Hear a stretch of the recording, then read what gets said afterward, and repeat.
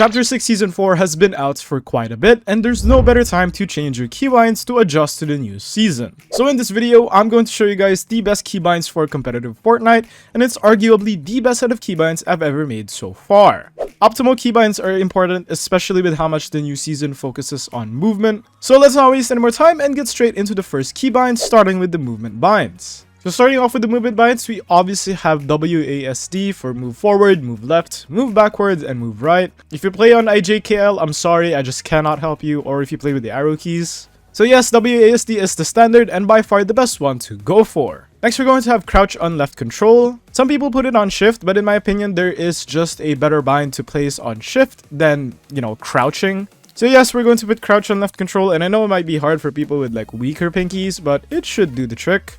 Next, we're going to have caps lock for sprint. This is pretty self-explanatory. We don't want the 3 fingers leaving our WASD, so we're just going to have our pinky press caps lock whenever we need to. And then of course, we're going to have space for jump, because if you have any other button for jump, you're just a little bit weird.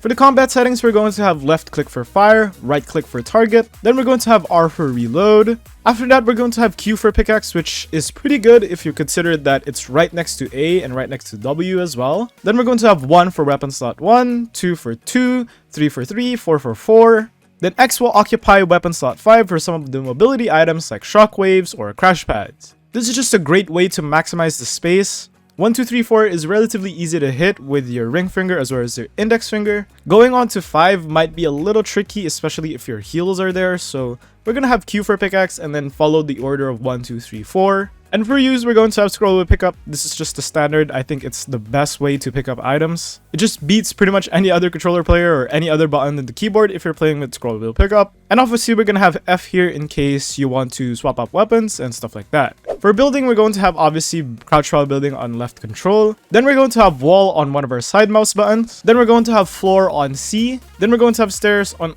also one of our side mouse buttons. Then we're going to have roof for shift, and this is what I was talking about. This just enables you to do a lot more piece control and stuff like that. Now it gets a little more complicated if you don't have side mouse buttons. I would recommend a combination of something like X and then like V here, but this is a little bit harder and you would have to press this all with your thumb, which might be difficult. So if you can pick up a mouse with these side mouse buttons, then please do so. It will just help your life tremendously.